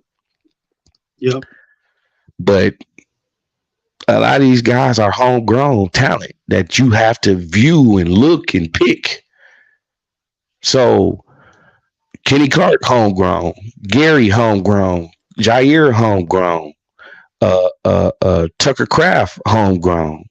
Muskrat. These motherfuckers we picked. These ain't motherfuckers we that was released from somewhere else or somebody else practice squad. Motherfucker like Bo Melton was. Yeah. But the Packers, man, you gotta take your hat off somewhat. If you don't take it off all the way, you got to say, Goop, all right, man. I'm throwing the towel on talking shit about Goop. I'm done with. I can't do it no more. I'm not doing it no more. I have nothing else bad to say about motherfucking Goop. I don't, because the shit I talked and the way I felt, yeah, it ain't a Super Bowl win, but today was big. And I'm done, because I feel like a motherfucker who's willing to take chances and think about our future is going to eventually get us there, because I seen Ted Thompson do it. And it paid off. And when nobody talking shit when we won in 2011 and how great Rodgers was and all this other shit. So let's see, man. But back to Bakhtiari.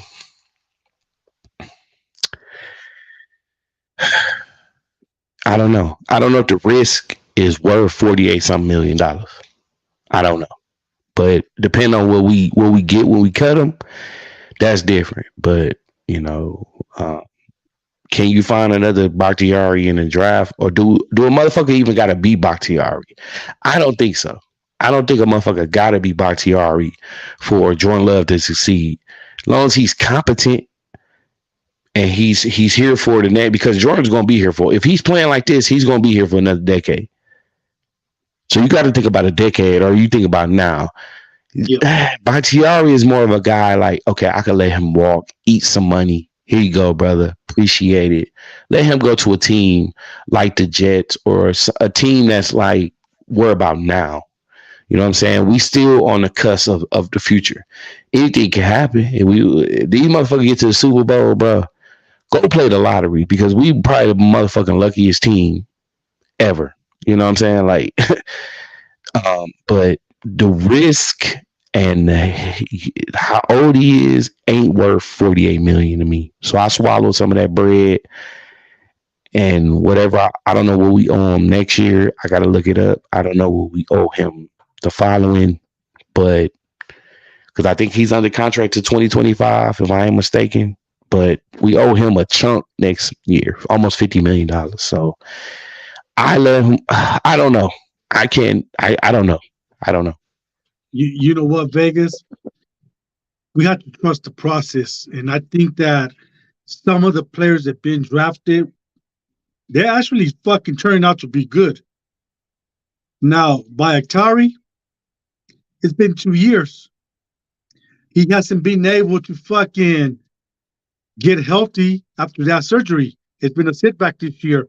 Me personally, I would say cut him, trade him, cut him. I don't give a fuck what you guys do. I think that the offensive line have protected Jordan Love the last few weeks. We've seen the way he didn't even get sacked today, unless I'm wrong. I missed it. Or the last week. No sacks today. No, wait. One sack. He got sacked once. Right. That's pretty good. Yeah, that's good. Offensive line, and it's on that fucking right. It's on that fucking Walker side. Walker, I can't stand that fucking Walker guy. Yeah. So, I say let him go, trade him, get some value for him. If you can get some value for him, Rodgers going to be off the books this year. I don't know if Bakhtiari will be off the books this year or whatnot, but we don't need to have another Bakhtiari. I believe that this Green Bay Packers team, they know how to groom players. That's something that I'm starting to learn now, especially when it comes down to quarterbacks. They groom Brett Favre. They groom fucking Rodgers. Now Jordan Love, look at the success he had on his first fucking year as a starter. No fucking starter for the Green Bay Packers have taken the Green Bay Packers to the playoffs. Unless I'm wrong, I don't know, back in the TR days, if Bart Starr was able to go to the playoffs in the first year or whatnot. No disrespect, TR, that was a joke.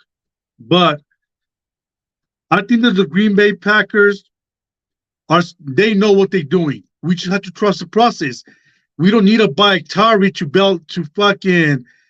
take care of business in the offensive line. I think that this offensive line is doing their job already. So why not clear the books and sign some free agents? It's time to us for bring some playmakers.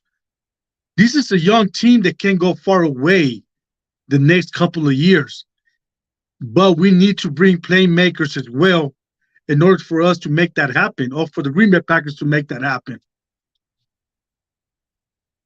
Yeah, you're right, bro. I just feel like Goop, and we always had offensive line success, whether they're great or good. You know, they're always like good enough to, like, even Myers was bullshitting, but then you had stretches where it's like, fuck, man, like our offensive line, like they ain't giving up no motherfucking sacks. They fucking making holes for Jordan Love. I mean, for Aaron Jones. You're right, man. I feel like see what you can get if somebody's willing to take the risk and take some of that money off the books, man. Do what you got to do. But I trust our draft process. I trust. I'm over the it got to be a number one receiver. It got to be a first round wide receiver. I'm over that shit. I don't give a fuck who it is. Only ones like really disappointed me, and I thought he was going to really be a part of this journey, was Torrey. I thought Torrey was going to be, you know, take a step forward. You know, it seemed like he regressed, and you know, so be it. You know, he is no factor in Green Bay. Torrey. Yeah, you got to get. Let me say something real quick, Vegas. Go ahead. You know how you said that you're done over who's the first fucking number one receiver for the Green Bay Packers or second. It don't matter because we seen what happened with Davante Adams. It don't, bro. Davante Adams was to go wide receiver for Rodgers. Right. And it is not gonna work out when you got a wide receiver Right. and that's the only receiver that you can depend on. Look at Right. Jordan Love. He's spreading the fucking football to Malik, Heat, to fucking Dontavious Wicks, Romeo Dubs, Watson, Reed, now Right. Bo Melton. Making everybody That's how you're stars. gonna win in this league. And I'm gonna track back a little bit real quick, Vegas, what you said a few minutes ago. Defense wins games. Yeah. In order for you to win games in this fucking league, you better execute on both sides of the ball, offense and defense. Right. Because if your offense is only scoring defense and the defense is not motherfucking doing 3 and outs or getting to the quarterback or creating turnovers, then how are you going to win in this league? If the defense are taking care of business, but the offense can't fucking score for shit, Right. you cannot win games. You have to be able to execute on both sides of the ball. That's the way you're going to win championships in this league. Right. And this nucleus is going to be around for at least at the minimum 5 years. Do I think AJ Dillon's coming back? I don't see it happening. I wouldn't. Definitely not. Aaron Jones, yes, I would bring him back. I would. You just got to. You got to, man, because he's a spark. He just sparks that offense, man. He makes offenses be honest. You know, he makes offenses be honest. And once he gets some little chunk plays, when he gets chunk plays, I'm like, we finna win this shit. Because that's going to open up them 30-yard plays, 40-yard plays, 20-yard plays and shit. But one thing you see from Jordan Love is, yes, like you said, Nate, he does spread the ball around. And he's not scared to go through the middle of the field like Rodgers. Rodgers was a sideline guy. Everything Rodgers' big plays was from the sideline. He rarely went through the middle. He rarely paid attention to what his tight ends were doing. You know, and when he did, he was successful, and then he'd just go away from it. But like you said, we don't need that we need to get that depth chart shit out the way. Like 1 through 7, that's just how many receivers we got. Because any game, Wicks can be number 1, and Bo could be number 1, and Heath and goddamn Reed, goddamn Dobbs and Watson, goddamn. God damn. That is incredible, bro. We ain't seen this shit in 10 years. You know what, Vegas? I'm putting this, I'm gonna give him some time though. But if these motherfuckers pan out to what they should be and get to the promised land, I'm putting this core up against anyone, 1 in the league and 2 in Packers history. Period. I mean, Reed, he gonna down there make Cobb move over. He ain't really the old Cobb, the bear killer. Yeah, he was. But if these boys get this team over a hump, and I'm tired of talking about humps and shit. But we got over 1 playoffs. We ain't back in the playoffs. You know what I'm saying? But I'm saying if this motherfucker, these boys is incredible, dog. I ain't never seen this shit from no rookies, dog. Never. In Green Bay. First and second year motherfuckers. Never. It's like you insert a motherfucker, he make a big play. You insert a motherfucker, he make a big play. And these 2 tight ends, if LaFleur can figure out a way to get Musgrave and Tucker Kraft on the field at the same motherfucking time, shit. You talking about a Kittle and a motherfucking Kelsey. At the same on this field at the same time. Kraft threw some motherfucking blocks today. He was chipping motherfuckers. So the future is real bright, y'all. It's time to have to put on our sunglasses, bro. Because if Jordan is this much more, if he's this poised in his first official starting season. Oh, the shit finna slow down for it. It looked like it already slowed down. He did a play today. He checked out of a play. And They had LaFleur had Aaron Jones out wide, and and Jones, Jordan read the defense. He checked out of that play. Aaron Jones come to the backfield. He run the ball and he get like 12 yards. That's the game. The game has slowed down for this boy. And he got the arm talent. He has the you don't know Jordan Love accuracy. This is what Jordan Love should have been. Something just fucking switched. I don't know if he's seen our video. I don't know if he's seen Big Nate with a bag over his head. I don't know what he did. I don't know if he's seen my old shit. Oh, this motherfucking Vegas, man. Motherfucker talking about I look like Brent Hundley. I'm finna show you something. But I'm proud of him, man. I'm proud of him. I'm proud to say I am elated, bro. This is one of the best. This feels like one of these championships. It feels like it. It ain't even a championship, but it just feels like we all negative confidence is erased. All the weight is off everybody's shoulders, man. No, I agree with you, Vegas. I feel like I said earlier today, I feel that fucking Jordan Love finally took the monkey off his back. I'm fucking buzzing right now. But I got an issue with this fucking new rookie kicker, Carlson. It really is that man. Tell that motherfucker, bro. He is the future. I don't know if he's the future because he missed field goals week in and week out. Fuck. There's no room. I'm gonna say it like this: there's no room for mistakes. No. Once playoff comes, you better take care of business. You better practice kicking that football because there's no room for that. No, I got an issue with him. You praying for a motherfucker to make an extra point. Like, I ain't never went through that shit. Like, oh, motherfucker, he made it. Oh, God. You know what I mean? Like, I'm tired of that shit. Like, you fucking praying for a motherfucker to make an extra point, and you can't pop this shit. But, I mean, Mason Crosby done had down years before, you know what I'm saying? And Carlson has hit game winners. You know what I'm saying? He's won a game or two for us this year. So, it's a young team, man. And you gotta pump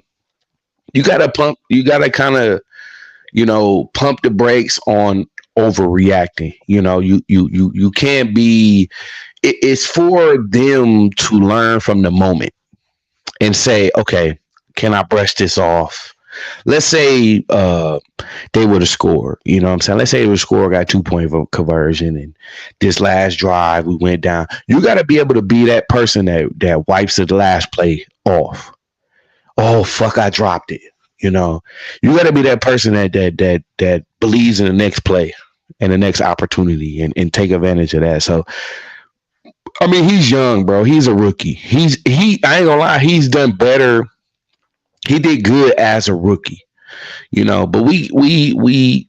I mean, you gotta look. I mean, Nate, come on. We can't overreact. We can't overreact. You know, we can't do that anymore. We gotta kind of trust the process. Trust Gould. Trust, you know, because, you know, Reed started off slow and then fucking picked it up and now he's solidified. Jordan started fast. He started going slow, throwing weird shit, throwing shit up the. We did the shit with Watson. We was like, Nate, that's your pick. That's your pick, Nate. We was giving you hell about that. You know what I mean? Then he flipped the switch, huh? No, that's true. But you know what? Now I cannot say the Green Bay Packers are playing from behind, catch up, try to play catch up. The Green Bay Packers, I believe that they have established the run game. They have established their fucking offense. I'm not gonna say the guy not getting it yet, but we're this close to finding one soon. Yeah, and you're right about that too. Is that you need to start finding the pieces that click. You know, whether it's a 500-piece puzzle or a 1,000-piece puzzle, but it's a 53-piece puzzle, and you need to start putting pieces in that 53 men that's gonna click. If you're willing to draft a wide receiver, you need to see. Let me see, because you got Watson, Dobbs, Reed, Wicks, Heath, and now Bo. That's 6 for sure. Dubois, he didn't get a chance tonight. I don't know what was wrong with him. He was inactive today. But you got 6 guys. Oh, the baby right there. You got 6 guys that you don't have to worry about next year. You don't have to worry about picking first, second, third. Now you can focus on, okay, I need to solidify this motherfucking defense a little more. I need to get these safeties situated. Yeah, Rudy Ford was hurt. I think it might be mixing last year. I like Jonathan Owens. I really like Jonathan Owens. I hope to see him back next year. I like Igbinoghene. I like him. Fucking Wyatt was bum rushing motherfuckers today. Preston. Brooks, man. Brooks. Fuck. Rookie. You know what I mean? You're going to see more of him. Eric Stokes. Might be it for Eric Stokes, man. But we'll see. But plug. All you need to do is plug here and there. You plug here and there. You don't have to do much. You know, solidify the offensive line. Don't have no question marks. Move money that don't need to be there. Keep Aaron Jones. You better fucking keep Aaron Jones. You better keep Aaron Jones. I don't know what it is. I don't know if it's health or what. I don't know. He's getting older. He's a running back. Yeah, but he still got that speed, brother. You can't. Yeah. Speed kills. Doesn't mean anything. Right, but if you could find somebody behind him that can take AJ Dillon's spot and have, I don't know if Wilson is it. I don't know. Wilson is a rookie too. So maybe next year Wilson is better than what he was and what we seen in the preseason, because me and you was kind of high on him. Like, damn, you know, Wilson is you know, give him some playing time, but Dillon is in his way. Patrick Taylor is too. So you just got to plug, man. You just got to plug. And let's just see what these guys do next week. Let's see what they do. You know, if these guys win a motherfucking playoff game, oh my God, bro. I know we're going to go bananas, me and Vegas and everybody else. But win, lose, or draw, man, we going to be here, man. We going to be here. Nate, pleasure, man, doing this shit with you this week, man. Y'all go celebrate. I'm going to go celebrate. I'm going to watch some of these motherfucking press conferences. Work tomorrow. I gotta fold my clothes. I got my shit washing and shit for work. Hell of a season, y'all. Thank you for being here all season, whether it was highs or lows, whether y'all agree with what we said or y'all didn't, whether y'all thought we was overreacting or whether y'all thought we weren't, because I never felt we were overreacting. I felt like, you know, we were in the moment, and the moments have been good, they have been bad, they have been in between. This is a hell of a season to witness. My final take on this season: Jordan Love, Jaden Reed, Heath, Wicks, Matt LaFleur. I mean, I was fucking like, you fucking Matt LaFleur, you motherfucker. We ain't gonna never win a Super Bowl with you. We can. I feel like we can with Matt LaFleur, but Matt LaFleur has to just fucking. He has to get out this scary shit and just give Jordan a chance to fling this motherfucker, run them chunk plays. Don't be scared, bro. Run that shit, bro. You second guess yourself, bro. You get conservative and bullshit. You know what I mean? But it's a pleasure to have witnessed this season. Like I said, some of my predictions came true. Him going over 30 touchdowns. I thought we actually will win more games. I thought we would be a 12-win team or 11-win team. We didn't, but we there. So it was a pleasure, man. I'm gonna let you finish it out, Nate. Well, you know what? First of all, I want to give a shout out to my beautiful wife once again. I love you. Thank you for being a great mother, a great wife, a great soulmate. I love you so much. And I want to give a shout out to all the subscribers that's been standing with us, whether you're subscribed to my channel, Packer Fan in Vegas channel, KHTB, Higher Point of View TR. You know, it's been a roller coaster for us Packer fans. We finally are back in the playoffs. We just have to wait and see what this group can do throughout the playoffs. Like I said, if we can take care of business on both sides of the ball, there's no telling how far we can go. But I'm grateful that finally we've seen greatness happening again, hopefully, throughout the next couple of years with Jordan Love, Packer fan in Vegas. Thank you for being such a great friend. We always keep in touch with each other, KSTV, Higher Point of View, and anybody else. I really appreciate that, brother. Yeah, for sure, man. It's been a hell of a motherfucking ride, man. A lot of some bullshit this season with I wish I could have shared more of this with everybody, more of the original crew and everything. It just didn't work out like that. And that's the fucked up part about it, because we've been on this long ride, long journey just to see what journeys motherfuckers been through, and a lot of shit with personal lives and all this other stuff, and trying to still stay focused on this team. And one of the bright spots of our weeks is being able to sit there and watch a game and stuff like that. It's just hell of a ride, man. And for us to, because you never know what the next year gonna bring. You can go from worst to first, or first to worst. Yeah. So it's just keep riding this momentum into the next season. No, I didn't mean to cut you short. No matter how, it doesn't matter how this shit ends. At least we know there's a bright future ahead of this Green Bay Packers team, because we're already seeing what Jordan Love can do, what this young team can do. And this is supposed to be an evaluation year. It was not about wins or losses, but hey, we made it to the playoffs, and something that I can say is that we're here to win it. Right, and that's the crazy part, and we're witnessing it as fans. We're not witnessing it as opponents. Like for the Bears, I don't know what it is to be a Bears fan and then witness Favre and then witness Rodgers, and now you're witnessing Love. I don't know how I feel to be a Viking fan from to do the same, and they kind of.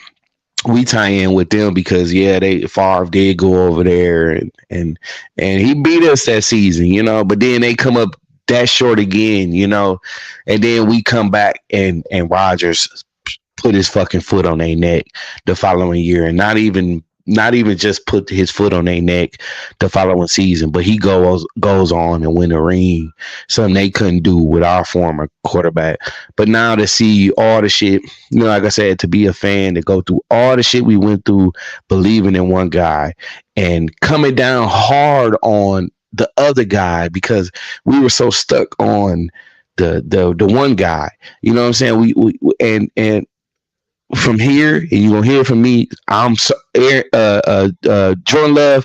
I am sorry. I am sorry. I apologize for doubting you, even if it was for 1 second. Matt LaFleur, you still is the coach. You still had to get that man ready. You still had to get him up in there. I apologize. And that's the thing. You can be wrong. It is America. It is life. You're not going to always be right. But when you're wrong, admit when you're wrong. And I believed. You don't believe in somebody and say, oh, they can do this. And then when they don't, you know what I'm saying? I believed, hey, bro, you can get 30 touchdowns. You can make it to the playoffs. All you need to do is fucking get about 200-300 yards. 2 touchdowns, 2-3 touchdowns, 4 touchdowns, no interceptions. Don't turn the ball over. He had a fumble today. He'll learn. He don't scramble much, and he has the legs.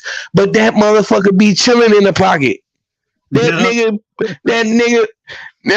fucking hike that motherfucker. He be chilling back there till you see one of his boys open, and he Flick that bitch.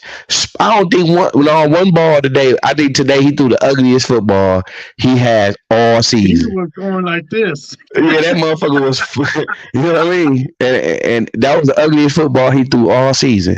That boy spin that motherfucker. Perfect spirals. You know what, Vegas? What's your co-worker's name?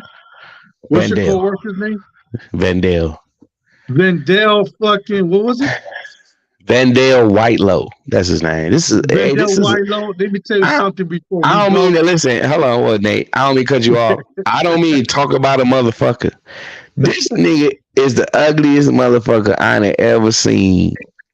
And listen, I'm married and everything, you know what I'm saying? But he swear he get bitches. He swear he get the baddest bitches. I don't mean to call them women bitches, but that's what he say.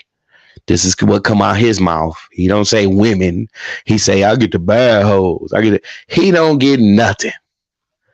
I went out with this motherfucker. He ain't getting nothing. That's the you know what I mean? Listen, he talking shit about me. I'm chilling at the table with another married guy. You know what I'm saying? I'm like, I can't do nothing, bro. I'm married. I can't. We over there smoking hookah, and he ain't getting nothing. You know what I'm saying? He the most motherfucker I ever seen in my life, because he talks so much shit. He cool. Don't get me wrong, Nate. He's a cool guy, bro. You know, I actually fuck with Vandale, you know, but I gotta tell him a lot of times I can't go out. I got family. I got things to do. I got priorities. I'm not single. I can't go out all the time. He's a cool motherfucker. You know what I'm saying? He just talks so much shit. And when it comes to sports, he don't know a motherfucking thing. He talks shit about the Milwaukee, y'all motherfucker. We got championships. Y'all don't got shit. Y'all got a mall. What Minnesota got? A mall and Prince. That's what I told him. Y'all motherfucker. The nigga Prince, really? y'all motherfuckers. Minnesota ain't known for shit. Y'all got a mall and and Prince. Prince looking like a transvestite. Okay, they can have that. Yeah, them motherfuckers, man. That'll talk shit, man. I'll be talking shit that way. He cool. Listen, he cool as shit, and I like him because he rep his motherfucking team. He been ride or die Minnesota all year. He been giving me shit. I bet him the first game we lost. I paid him. We beat them last week. You know what I'm saying? Oh man, well you gotta, because I bet him. I ain't gonna disclose what the amount was, but I bet him against the Minnesota game, and I bet him we make the playoffs. And we beat him for the Minnesota game. He want to pay. Oh, y'all still got to make the playoffs. Y'all, all right, it's cool. It's all good. Like I told him, I want my motherfucking money tomorrow. Ain't no way to payday. None of that shit. I don't give a fuck if you go broke. I don't give a fuck if you overdraft your account. I want my motherfucking money. Well, he better have sell his ass. He better pay you. He better be Vendell Whitelow. You better take a chill pill, because the fucking Vikings ain't about shit.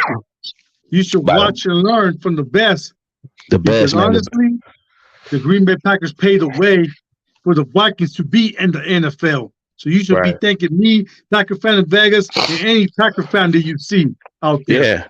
And it ain't too late for you Bears fans and you motherfucking Vikings fans. Y'all could come over and join this side. Y'all could come in and bask in this greatness. Every week ain't gonna be blossoms and you know, every year might not be Super Bowls, but you're gonna have a different type of integrity. You're going to have a different type of conversation.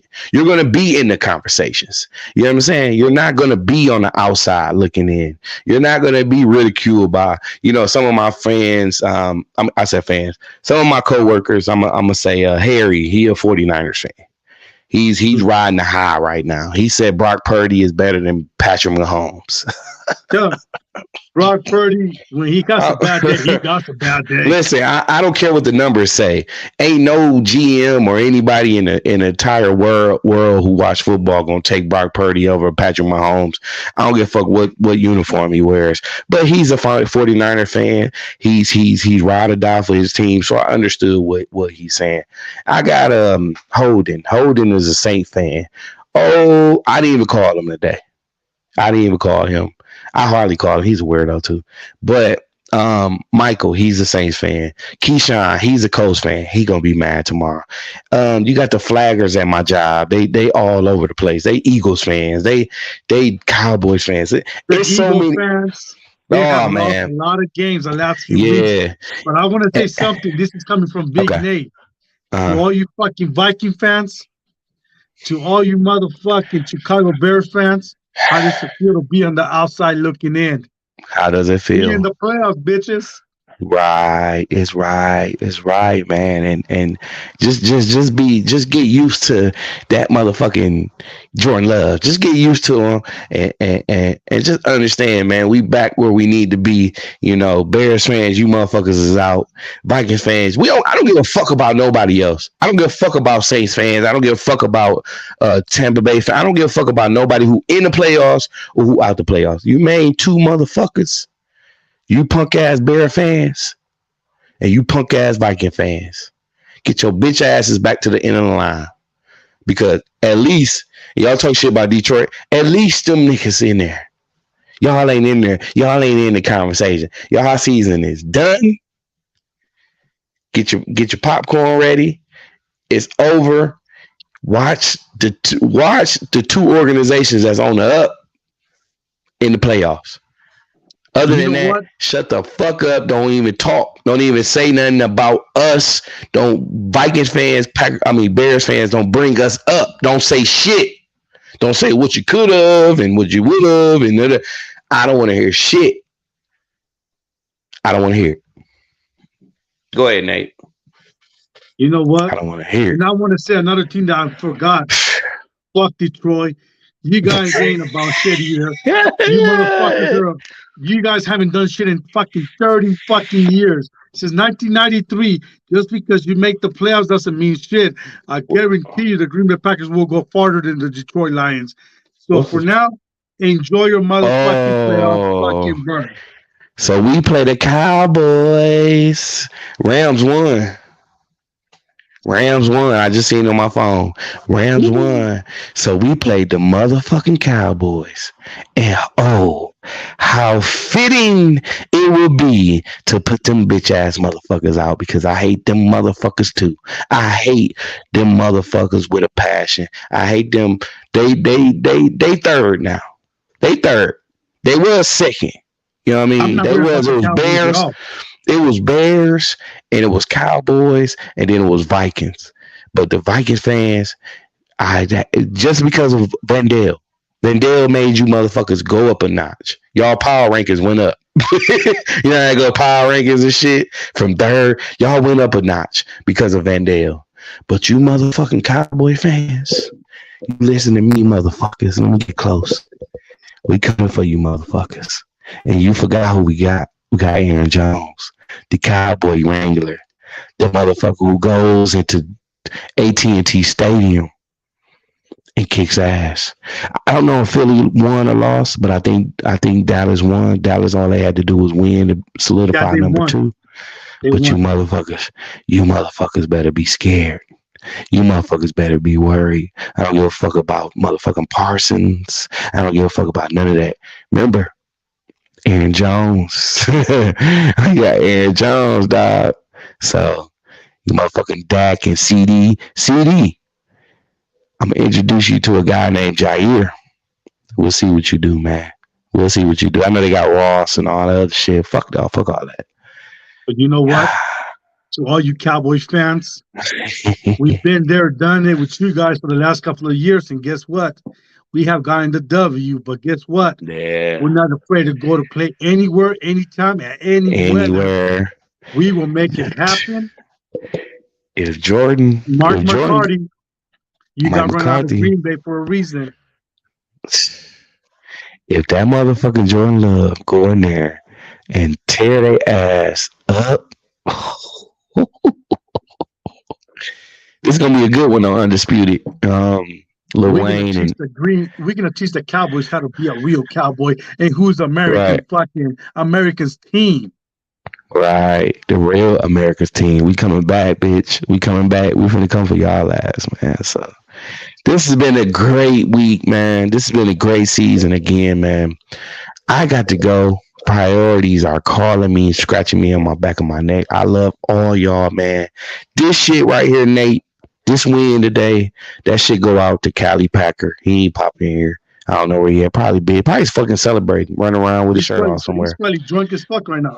Drunk as fuck, running down the street with his shirt off. This goes out to Cali Packer. This goes out to KH. Right. This goes out to KH. This goes out to Bernard when I told you motherfuckers move on from Rodgers, man, and what Jordan had to do and how we can move on from Rodgers and what Rodgers did ain't that big of a fucking deal no more. And this goes out to Key 360, man, being here from the start, and Patrice and motherfucking Brandy and TR and motherfucking who else? Zay and Zane and Eric, and, man, all you guys, man. Shout out to you guys, to the Outlaws, Packers fan in Vegas, KHTV. Go out to Lil Nate, all the Packer fans, man, all y'all, man. If I forgot about y'all, I'm sorry. And that boy Zay, I ain't seen Zay in a long time, and I tell Zay, you was right the whole time, bro. You was right, man. Get the fuck up from up under. But timing is everything, y'all. Y'all got to understand that. Y'all got to understand timing is everything. And sometimes you gotta. It wasn't Jordan time yet. And I can't say that if Jordan started last year, it would be the same outcome. Maybe it would have been worse. Maybe you would have put him in. Maybe he would have been a deer in headlights. But it's Jordan's time now. It is not to be talking about number 12 anymore. It ain't no number 12 on that motherfucker field. It is number 10. And it is the dawn of a new era and a new motherfucking quarterback and a new swag. Like Nate said, we got new swag, baby. We walk around with it. I'm wearing Packer shit all. I'm decked out all Packer shit tomorrow. Swag mode, baby. Swag mode. Swag on these boys tomorrow, man. But I love y'all, man. It's been an excellent journey, man. I got to fucking go. Nate, pleasure. Thank you for coming through. You already know where to hit me. You need me, whatever. You know what I'm saying? You already know, brother. Likewise. Shout out to the wife, man. Tell the wife we back. No, she's a Raider fan, but we back. Hey, my wife's a Raider fan too, but we got a W, but we're back. Tell her, listen. Shout out to the wife and kids, everybody. Listen. Nate, tell her, Zoe, tell her it ain't too late. It ain't too late. It ain't too late to come on over to the good side. It ain't too late. She can go ahead and, you know what I mean, put that green and gold on. It ain't too late, man. Shout out to Zoe and Jazz and Lil Nate and everybody, man. Y'all be safe over there, man, and stay warm and shit, man. But I gotta go, man. I love y'all. I don't even want to leave this motherfucker. I don't. I want to do this bitch till my phone die. But I gotta go, man. I got to be up at fucking 4:30 in the morning, man. I gotta be at work and shit. And it was a pleasure, Nate, this whole season, man. And I know you going through some changes with once you get to the new pad and everything, man. Hopefully everything goes back to normal, man, and we're gonna have a lot of talk about this off season and everything, man. And salute, brother. And likewise, Vegas, and you be safe out there. Like I say, shout out to the wife and kids. I love you guys a lot. And to all you Packer fans, there's something special going on in Green Bay, so let's enjoy it. Lock in, man. Put your seatbelt on and let's enjoy this ride. The ups and downs, but let's remember this up. Let's remember how high up we feel right now. And when we hit a low, let's not throw in a towel. You know, let's believe. Let's understand that it's still, you know, they're still human. You know, they're still human. It ain't Madden. You know what I'm saying? You can't press X for them or sack them or whatever. You know, let's take this as a learning that Apple. Let's take this as a learning experience, man, and say from this point on, man, I have nothing bad to say, and I can't wait for season 2. Hopefully, man, we could try to link up and do something this weekend, man, before this game. I don't know if we play Saturday or Sunday. We'll find out, but we'll if most likely we'll try to do something, man, for this game come, man. Fuck Joe Barry, fuck the Bears, and fuck the Vikings. Fuck That's Joe all I Barry. gotta say. All right, man. Love y'all. Appreciate y'all, man. Please leave that Go Pack Go, man. And Subscribe to Packer Fan in Vegas, my channel KCB. yes, please follow. Outlaws. Shout out to the Outlaws, man. Appreciate y'all, man. It's been a wonderful season. Go celebrate, man. Make it safe. We'll see y'all after our playoff game right here, whether we're on here or KH. I don't know where we'll be, but we'll be in touch, man. So I'll let y'all later, man. Peace.